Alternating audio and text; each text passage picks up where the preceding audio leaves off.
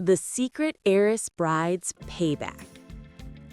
In the opulent halls of New York's elite society, where fortunes were flaunted like jewelry and alliances were forged over champagne toasts, Isabella Rossi lived a life that seemed plucked from a fairy tale, except it was more grim than Disney.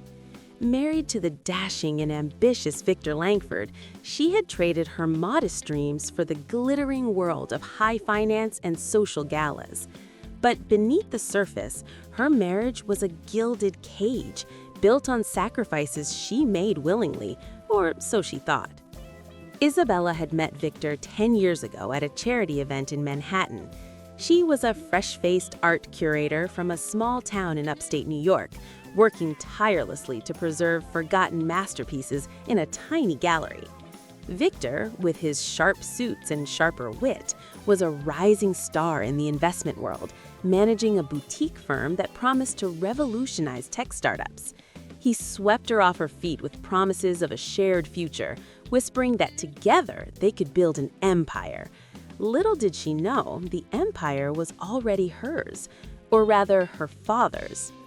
Her father, Antonio Rossi, was a reclusive billionaire who had made his fortune in silicon chips and software patents during the dot-com boom. Estranged from Isabella after a bitter fallout over her mother's death, Antonio had buried himself in work, leaving young Isabella to fend for herself. He had set up a blind trust for his only daughter.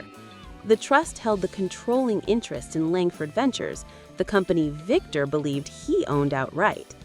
Antonio had orchestrated Victor's rise as a test to see if the man his daughter loved was worthy. For 10 years, Victor managed the firm under the illusion of ownership, with the trust's activation clause hidden in layers of legal obscurity. Isabella, oblivious to her inheritance, poured her soul into supporting Victor. She quit her job to become the perfect wife, hosting dinners for investors, managing their sprawling penthouse on the Upper East Side, and even sewing her own gowns to save on the family's tight budget. Victor always claimed the company was on the brink, demanding frugality from her, while he indulged in luxury cars and secret escapades. His mother, the formidable Eleanor Langford, a socialite widow with a tongue like a whip, never missed an opportunity to remind Isabella of her humble origins. "You're lucky my son rescued you from that dusty gallery," Eleanor would sneer, her diamond earrings glinting like accusations. The cracks in their marriage widened over the years. Victor's late nights at the office turned into weekends away on business. Isabella suspected affairs but buried her doubts, focusing instead on her volunteer work at local art schools.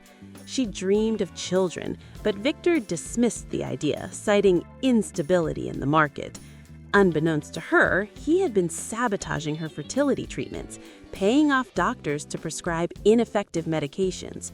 "No heirs until the company stabilizes," he told his confidants, ensuring no complications in his long-term plan. That plan culminated on the eve of their 10th anniversary. Victor had organized a lavish gala at the Plaza Hotel to celebrate his decade of success at Langford Ventures. The guest list read like a who's who of Wall Street, CEOs, politicians, and celebrities mingling under crystal chandeliers. Isabella, in a simple emerald dress she'd altered from an old thrift find, felt out of place amid the sea of designer couture. She hovered near the edges, smiling politely as guests praised Victor's genius.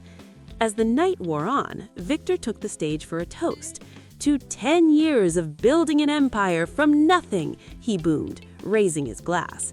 The crowd cheered, but Isabella noticed his eyes lingering on a stunning redhead in the front row, Lydia Voss, his executive assistant. Whispers had circulated about their affair for months, but tonight Victor seemed emboldened. After the speech, he pulled Isabella aside in a quiet alcove. "You need to talk," he said, his voice cold as steel. "This charade has gone on long enough. I'm filing for divorce tomorrow. You'll get nothing. No alimony, no assets. You've contributed zilch to this empire." Isabella's world shattered. "What? "Victor, we've been together for 10 years. I supported you through everything, the late nights, the risks. This is our life." He laughed, a cruel bark. "Our life? You were a convenient accessory, Isabella, a pretty face to charm investors. But now, with the company thriving, I don't need you. Lydia understands ambition. She's carrying my child, something you couldn't manage."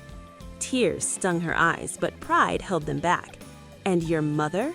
Does she know about this?" Eleanor appeared then, as if summoned, her lips curled in disdain.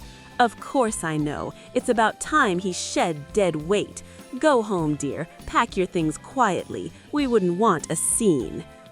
Humiliated, Isabella fled the gala, hailing a cab to their penthouse. Alone in the vast space, she collapsed on the sofa, sobbing. How would it come to this? She thought of her father, whom she hadn't spoken to in years. Antonio had tried to warn her about Victor, calling him a gold digger, but Isabella had defended her husband fiercely.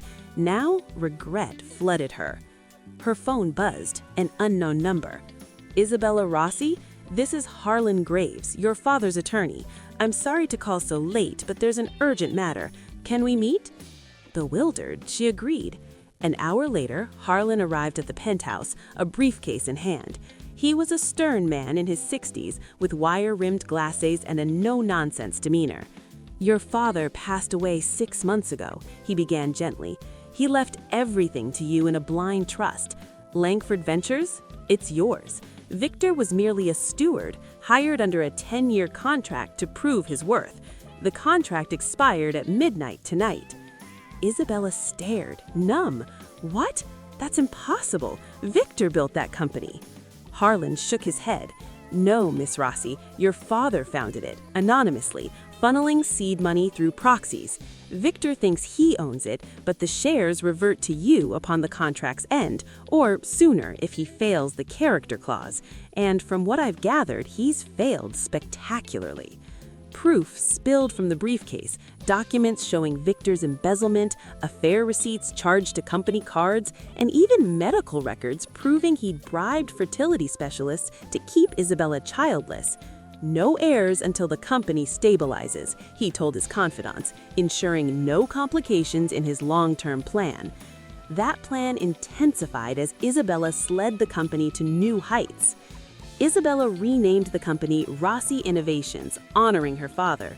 She overhauled the company culture, introducing transparent practices and a CEO fund for employee emergencies. Her first business move was to divest from any and all Langford Ventures investments tied to Victor's era. She refocused investments on sustainable tech, innovative art programs, and educational initiatives in underserved communities, a full circle from her humble beginnings. Unbeknownst to Isabella, Victor had managed to conceal a small portion of his fraud, partnering with Lydia to establish a shell company. She was the carrying business partner in public, but behind the scenes, she managed the funds diverted from Langford Ventures. Lydia was no mere tool. She was an ambitious player waiting for her opportunity to seize power. Lydia was cunning, concealing her intent behind a facade of loyalty. Isabella settled into her new role, finding her strength and overcoming her insecurities. She regained confidence in her abilities to lead and decide, not merely as a supportive figure, but as a powerful entity. Isabella reconnected with her childhood friend, Sarah, who had always been suspicious of Victor. Sarah flew to New York to support Isabella and provided advice from a different perspective. Sarah and Isabella spent their weekends exploring the city, rebuilding their bond, and making plans for the future of Rossi Innovations. Isabella also found letters from her father, hidden in Victor's safe, detailing his intentions for the trust, his love for her daughter, and his warnings about Victor. That reach-evident letters almost became a cherished thing for Isabella. She read them with tears in her eyes, realizing her father had never abandoned her but sought to protect her from his fallout. Weekends became a time for reflection and rejuvenation for Isabella. She rediscovered her love for art, visiting galleries and supporting emerging artists. It was during one such gallery opening that she met Alex, a sculptor who inspired her with his unique blend of materials. Their relationship blossomed slowly, genuinely. They bonded over shared interests and mutual respect, far removed from the shallow world she had known with Victor. Their relationship blossomed slowly, genuinely. They bonded over shared interests and mutual respect, far removed from the shallow world she had known with Victor. Their dates were filled with meaningful conversations and a shared passion for art, a stark contrast to the empty galas and shallow conversations she had experienced with Victor. Isabella's transformation was profound. She learned to trust her own instincts, value her own worth, and celebrate her independence. Her journey was a testament to the power of resilience and self-discovery. Her payback was not just about reclaiming her fortune, but also about reclaiming her life and becoming the strong, independent woman she was always meant to be. Victor's downfall was swift. The small fortune he'd managed to hide